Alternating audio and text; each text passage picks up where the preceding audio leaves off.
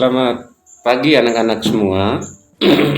Selamat pagi keluarga besar SMA Negeri 2 ND, dan teristimewa untuk anak-anak yang baru memasuki masa pengenalan sekolah, orientasi dan pengenalan sekolah.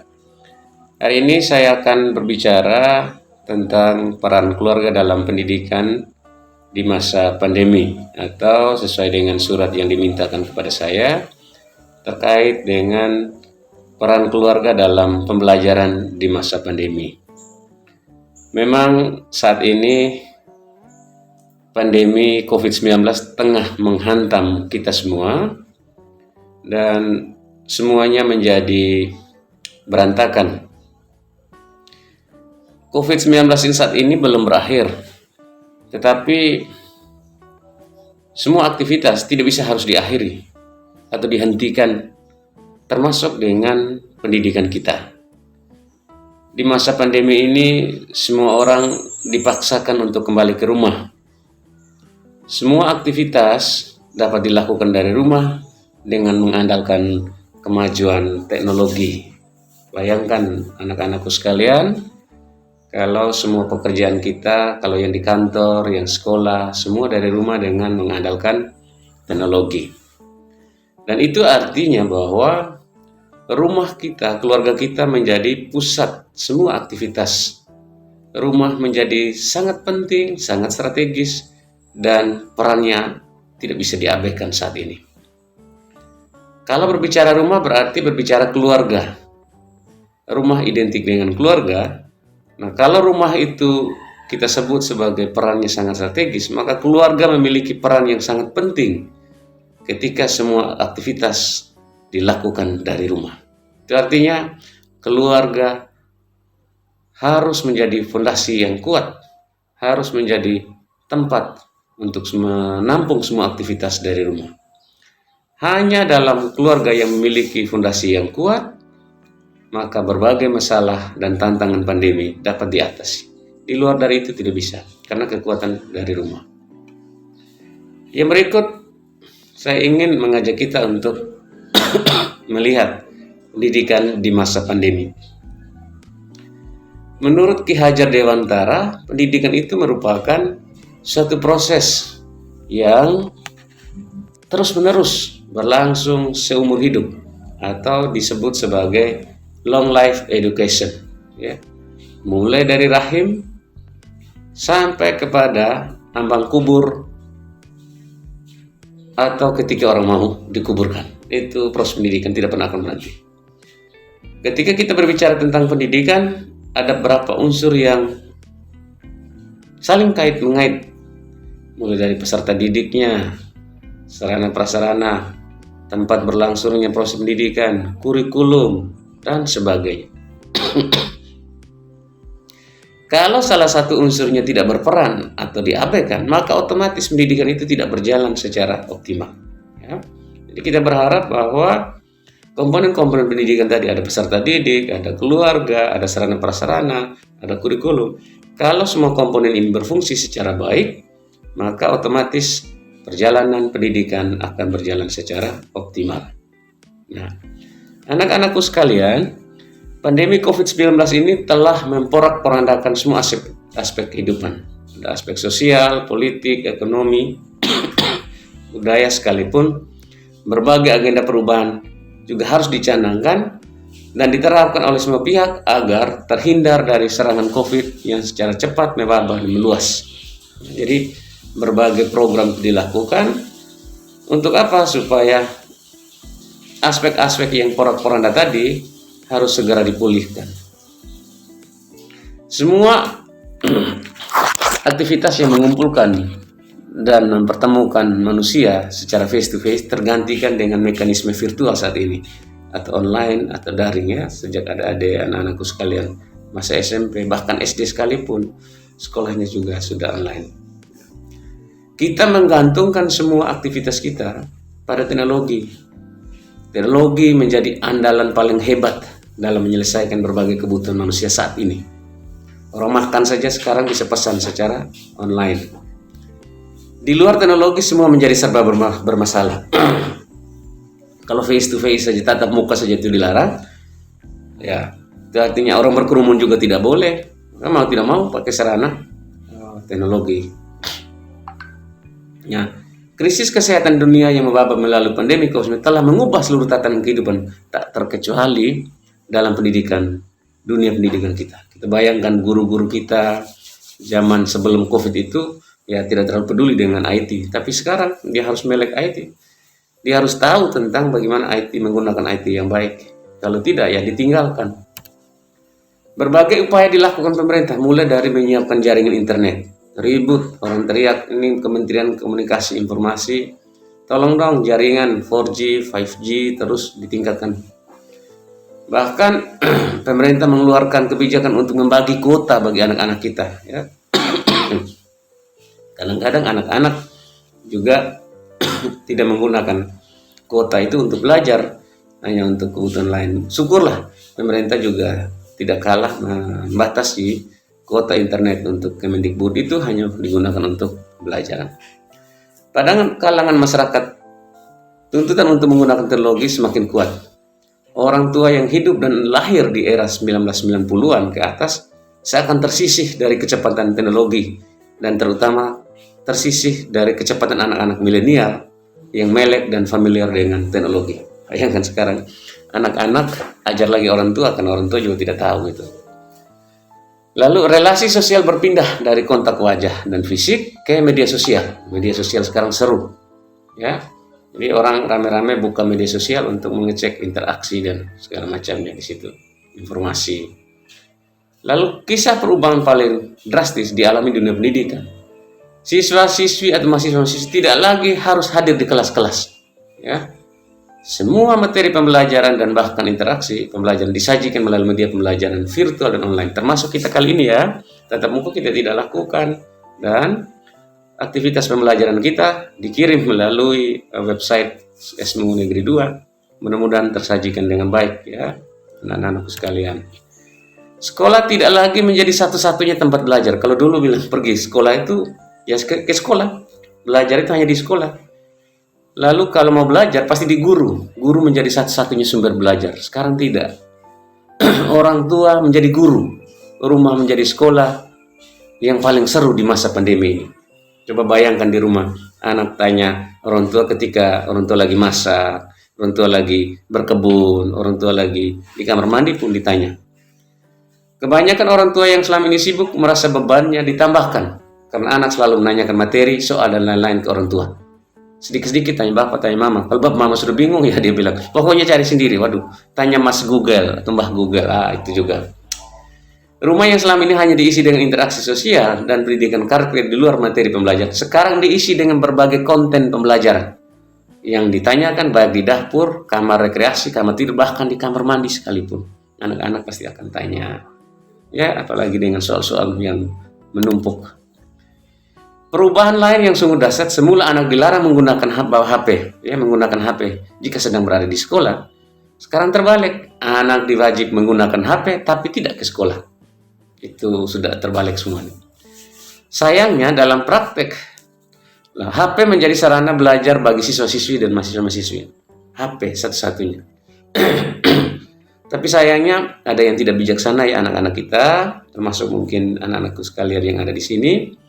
Dalam prakteknya, HP bukan menjadi sarana pembelajaran, tapi objek baru untuk mengakses game, YouTube, TikTok, dan lain-lainnya.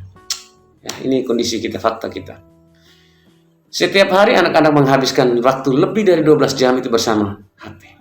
Semacam sebuah kecanduan baru yang banyak diderita anak-anak kita. Bangun pagi, itu bukan lagi cari bapak mama, tapi cari HP.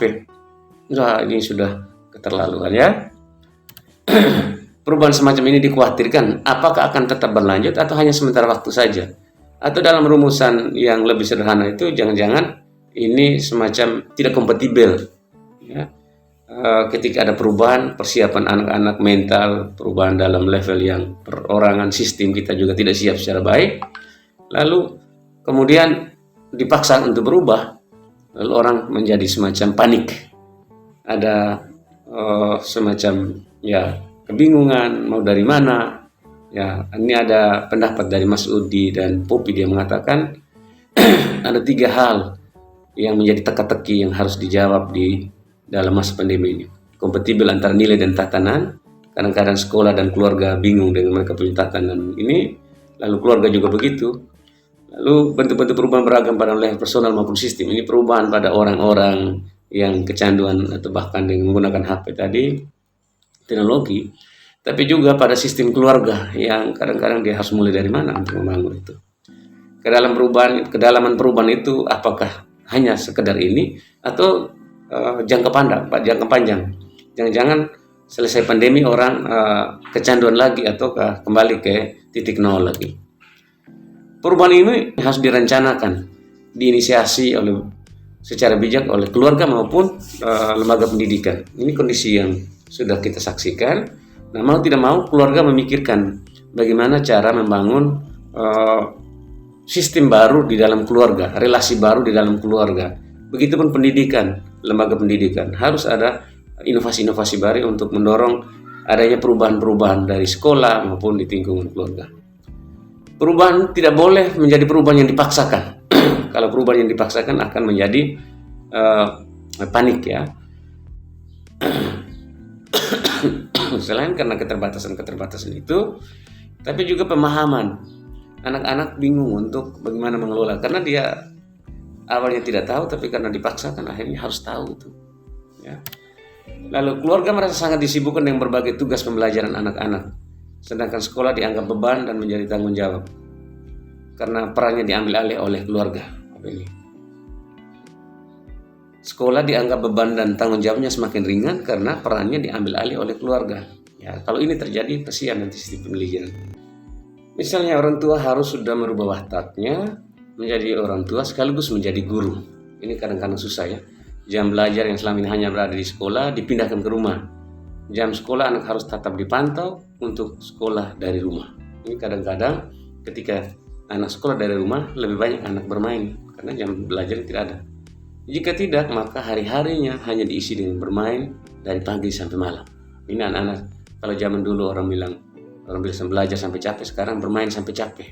Ini juga kalau demikian juga sekolah tidak melepaskan semua tanggung jawab kepada keluarga. Jangan sampai ketika masa pandemi ini keluarga diberi beban, lalu sekolah hanya sekadar memantau. Penerapan sistem penilaian dan evaluasi belajar, daya serap, proses pembelajaran interaktif dan lain-lain harus diperhitungkan oleh sekolah. Supaya jangan ada kasus misalnya anak yang tidak naik kelas, ini berita lagi ramai, anak yang tidak naik kelas lalu orang bilang ini guru atau siswanya yang tidak naik kelas. Lalu perlu ada kolaborasi peran antara orang tua, guru yang harus bersinergi. Jadi ketika orang tua mengalami kesulitan komunikasi, ketika guru mengalami kesulitan juga berinteraksi. Ini penting sekali. Nah, di masa pandemi ini penguatan peran keluarga itu menjadi hal yang sangat penting. Penguatan peran keluarga ini harus didorong berdasarkan kesadaran keluarga. Tidak bisa datang dari luar saja karena pandemi lalu kemudian ini. Tapi keluarga harus sadar bahwa dia mempunyai tanggung jawab untuk mendidik anak-anaknya. Ya, itu penguatan peran keluarga di masa pandemi itu paling penting. Siapa yang melakukan penguatan peran keluarga? Ya itu keluarga sendiri. Lalu didukung oleh misalnya lembaga agama, lembaga pemerintah. Sekarang sentuhan penguatan para pemerintah itu lebih banyak ke bantuan-bantuan, padahal bukan soal itu. Banyak keluarga yang sekarang panik untuk memulai bagaimana pendidikan itu dipindahkan ke rumah. Itu juga harus direspon secara baik. Keluarga adalah faktor penting dalam pendidikan seorang anak. Bayangkan anak itu usia 1-18 tahun itu lebih banyak menghabiskan waktu itu di rumah, 60-80%. Selebihnya itu mereka sudah bisa keluar, cari suasana di luar dan seterusnya. Lingkungan keluarga itu adalah pendidikan yang pertama dan utama. Jadi karena apa? Karena orang tua pertama-tama memulai pendidikan itu dari dalam rahim, lalu kemudian setelah anak lahir itu diedukasi dengan tahapan-tahapan belajar, mulai dari A, I, U, E, O, dan sebut nama dan seterusnya itu sampai dengan pendidikan karakter dari rumah. Karena sebagian besar dari kehidupan anak adalah di dalam keluarga, sehingga pendidikan yang paling banyak diterima adalah dalam keluarga itu sendiri. Sehingga ada orang yang menyebut bahwa pendidikan keluarga adalah pendidikan seumur hidup. Dia kembali ke rumah, itu juga pendidikan keluarga. Lalu ada 7 fungsi keluarga di masa pandemi ini. Pertama, fungsi keimanan. Ya, pendidikan iman itu harus dimulai dari rumah. Sekarang orang bilang belajar dari rumah, berdoa juga dari rumah. Kadang-kadang kalau misalnya di rumah juga tidak pernah memulai dengan doa dan situ, lah bagaimana anak-anak memulai keimanan itu dari rumah, seolah-olah bahwa Tuhan itu hanya ada di gereja, di masjid dan seterusnya. Dan bukan ya. Lalu fungsi kedua adalah fungsi edukatif. Keluarga adalah tempat utama dan pertama dalam mendidik anak. Keluarga harus memainkan perannya, lalu kemudian orang tua memberikan bimbingan dan pendampingan pada anak, mengatur jam belajar dari rumah. Itu edukasi ya, fungsi edukasi dari rumah. Yang ketiga, fungsi sosialisasi. Di masa pandemi ada larangan sana sini, lalu jangan sampai kita membiarkan anak hanya berinteraksi dengan HP. Orang lupa anak-anaknya harus berinteraksi dengan luar, tapi dengan batasan-batasan. Jadi harus cuci tangan, prokesnya harus jalan, jangan berkerumun. Kalau kita tidak sosialisasikan program-program pemerintah ini, kebijakan ini, dikhawatirkan ini seolah-olah bahwa bentukan dari keluarga itu sendiri. Dan kemudian ketika masa fungsi yang keempat adalah fungsi proteksi atau perlindungan. Keluarga harus memastikan adanya perlindungan dan rasa aman bagi anak-anak. Harus menjaga imun mereka agar tetap sehat. Tapi jangan sampai mereka terlalu dilindungi, terkesan overprotective. Ya, misalnya buat ini jangan, buat itu jangan. Akhirnya anak-anak bilang, saya ini buat ini tidak bisa, buat ini tidak bisa. Karena kita merasa bahwa masa pandemi. Tapi kita melindungi sewajarnya. Lalu fungsi afeksi, keluarga harus mengembangkan rasa cinta, kasih sayang terhadap sesama. Di masa pandemi ini, kadang-kadang kita, tetangga kita, dan seterusnya juga mungkin ada yang positif, ada yang apa. Tapi kita harus edukasi bahwa ketika mereka mengalami itu mungkin butuh support, butuh dukungan dari kita sebagai tetangga. Ketika kita memberikan teladan itu pada anak-anak kita, maka sebenarnya kita sedang membangun fungsi afeksi dalam keluarga. Lalu fungsi ekonomi, banyak keluarga yang terdampak COVID saat ini, ada yang kehilangan lapangan pekerjaan, kehilangan pendapatan. Nah, kita harus memulainya bagaimana melakukan inovasi di dalam rumah, mengembangkan kreativitas di keluarga, misalnya dengan berkebun, beternak di rumah, di pekarangan kita masing-masing untuk meningkatkan, menekan biaya untuk pemenuhan kebutuhan sehari-hari dengan mengkonsumsi pangan keluarga yang ada di sekitar kita. Ada ternak ayam, ada sayur mayur yang ada bisa kita kembangkan. Selain itu, fungsi ekonomi juga bagaimana kita melakukan penghematan. Budaya hemat dibangun di dalam rumah, anak-anak dijelaskan bahwa bagaimana kita menghadapi pandemi ini. Lalu kita dorong supaya anak-anak kita juga memahami bahwa ekonomi kita di masa pandemi ini harus tetap kuat. Meskipun ditampar oleh pandemi ini, tapi kita bisa hidup. Lalu fungsi rekreasi, menciptakan, membangun suasana yang sangat gembira dalam lingkungan keluarga. Ini kadang-kadang ketika kita berhadapan dengan situasi tertentu, kadang kita tertekan, anak-anak juga tertekan. Nah, kita terus mengembangkan suasana nyaman, menyenangkan, hangat, ceria ya di dalam keluarga. Orang tua harus mengajarkan para anak tentang nilai, manfaat, bagaimana bermain, bersenda gurau, berfantasi. Karena kadang-kadang kita akan menghadapi situasi yang sulit seperti ini, lalu kita bingung. Lalu jangan lupa di masa pandemi ini keluarga harus mendampingi anak belajar dari rumah, membuatkan jadwal, aturan bersama-sama, kembangkan ide positif dari anak dalam menyelesaikan tugas-tugas pembelajaran mereka, lalu kemudian lakukan komunikasi positif, ada hubungan positif antara anak dan orang tua, lalu pastikan kita ingatkan waktu mereka untuk jangan sampai larut dalam aktivitas-aktivitas mereka sendiri, lalu harap dilakukan refleksi harian juga, itu bisa dilakukan setiap hari, apa yang sudah dilakukan, apa yang belum, kesulitan pembelajaran mereka hari ini apa, itu juga bisa kita lakukan. Ya, itu saja dari saya. Mudah-mudahan COVID-19 ini menjadi satu hikmah baru supaya keluarga tumbuh dan berkembang untuk menjalankan peran strategisnya, mendidik dan menjadi pendidik utama di dalam mendidikan putra-putrinya. Mendampingi anak itu bukan pekerjaan yang berat, tetapi pekerjaan yang mulia, karena itu adalah titipan Tuhan yang harus kita kembangkan, harus kita bangun talenta-talentanya.